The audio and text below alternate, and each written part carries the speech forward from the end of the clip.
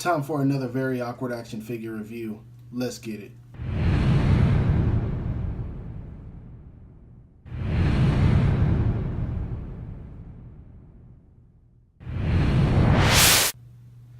This time is going to be over the abnormal superhero Hentai Kamen, and for those of you guys who don't know, short story on this guy, he is a Japanese superhero they made a movie about that I thought was extremely funny, and you're not gonna like it if you're not into cheesy stuff, which is what Japan is known for doing. So if you're not into that type of stuff, this isn't for you. But basically, short story, the guy is a superhero who's in love with women, and he wears their panties and gets super strength. So yeah, it's extremely awkward, but man, I've seen both of the movies and they're super funny. So I decided I was going to pick up this action figure and have some fun with it. So with that said, let's go ahead and take a look at this box real quick.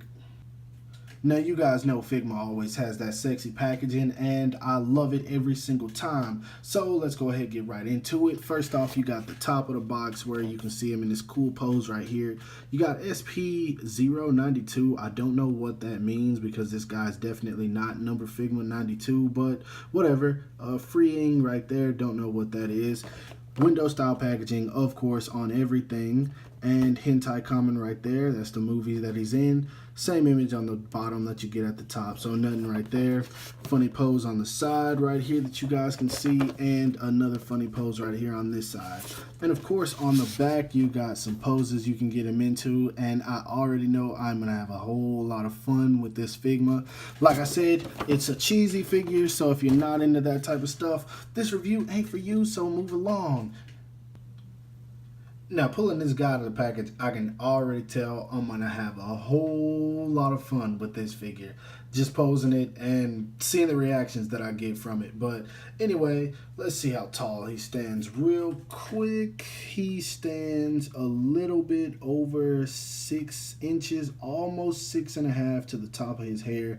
He seems to be pretty tall. I don't know, but we'll get into some size comparisons a little bit later. But height-wise, I think he's okay. Definitely decent size, enough for me. So with that, let's move on. Now, for articulation on this guy, he is done pretty cool. Let me move my camera up just a little bit. There we go. Head looks up a very decent amount. And while we're talking about the head, this hair piece right here, it moves back and forth. So if you move his head up, it just goes down like that. And that's one thing I think is really cool. That's awesome. I've never seen that done on a figure. But anyway, head can move all the way around, of course. Pivot to the side, left and right, good enough. Neck can move around, so it also makes that look a little bit better. That works out. Arm goes up, or out rather, about that much. Not very much. Nah, you can't push it much more than that. But, I mean, it works. He does have a built-in swivel right there, so that works well. Double jointed elbows. And his hand, of course, is on the Figma peg, so you can pretty much move that however you want, being hindered just a little bit by this glove piece right here, so still works. You can move his torso, but not too much because you'll break this piece right here, so I don't recommend that. But the diaphragm joint is there. He does also have a waist swivel, which still a bad thing to move it because you will break this piece right here. This is real thin like the Figma Ryuko, so be careful with it. Legs go out about that much, which is good enough for me.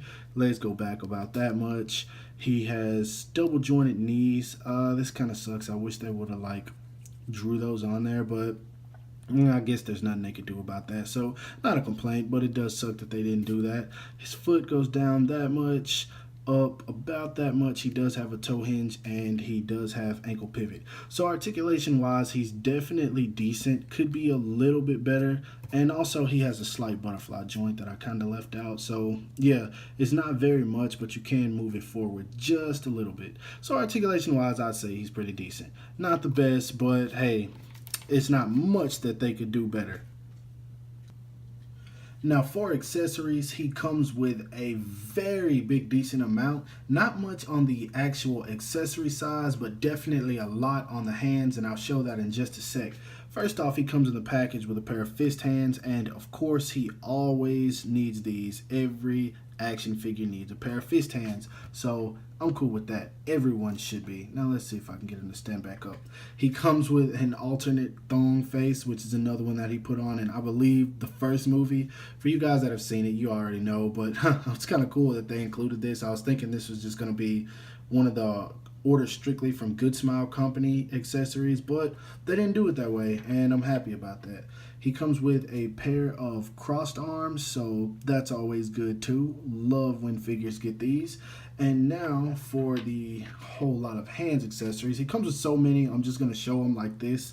He comes with a pair of Spider-Man whip hands, a pair of karate chop hands, open palm hands, and a little bit more open palm hands, or, well, a little bit more closed. So yeah, there's one rack and something totally new that I've never seen done with a Figma. Another rack of hands. Yep, you heard that correct, and now you see it. He comes with a pointing finger hand. Well, actually, he comes with two. He comes with two gripping hands, so he can hold whatever you want him to hold, and he comes with two thumbs up hands. So not much on actual accessories, like I said, but man, look at all these hands. Like, I've never seen a Figma come with so much stuff like that. So that's something I definitely dig. You can get this guy into just about any type of pose with his hands that you want. So that's cool. And that's all for the accessories. Of course, there is one more, but I don't think it really matters. And that, of course, is the Figma stand that you've already seen 100 million times already. Now for some size comparisons, here he is standing next to the SH Figuarts first release Sasuke and the SH Figuarts second release Naruto, or Sage Mode Naruto, whatever you want to call him. By the way, speaking of Sage Mode Naruto, we will be getting an SH Figuarts Sage Mode Naruto in April. That's the Japanese release date. It's already been announced, so go check that out. He's supposed to come with a jacket. Next up, here he is standing next to SH Figuarts Dragon Ball Super, Super Saiyan Blue Goku with the normal head on, and the 2.0 Prince. And last but not least, here he is standing next to a couple of boring Marvel Legends. Now, my final thoughts on this figure are that it's fun, man. It looks great. It's a Figma, so you should already know what to expect about it if you're on the fence about it, or if you plan on getting it. Figma always delivers 100% of the time, and this figure is definitely, it shouldn't be a surprise for anyone. I'll put it like that. Ratings, I would give this guy a 4 out of 5, smooth 8 out of 10. Awesome figure. I can tell I'm going to have some fun with it. Can't wait to pose this guy and put him up on my page. And for the people who are still wondering about this guy, go check out the movie. If you're interested in crazy comedy, go check it out. It's Japanese humor, so it's going to be a little edgy and over the top, but it's also fun to watch. And if you're not one of those hard characters where, you know, you just can't handle that type of stuff, go check it out. I highly recommend it. If you're into Japanese culture by any kind and you like anything that they do, go check out the movie. It's called Hentai Kamen, Part 1 and Part 2, and I found them really enjoyable. So that's just me. With that said, not going to ramble on. I like the figure. If you think it's cool, buy it. See him going up in the future, so if you're on the fence, buy it and sell it later. That's my take on it. So anyway, as always, I hope you guys liked the review. If so, don't forget to like, give the video a thumbs up, subscribe to my channel. Also, subscribe to my boy Friendly Neighborhood Collectors channel. I'm going to leave the link for that in the description. He's new to YouTube, so go show him some love. That's my bro. Without him, there'd be no animated heroes. So no more rambling on. Check out everything in the description below, and as always, I'll talk to you guys later. Peace.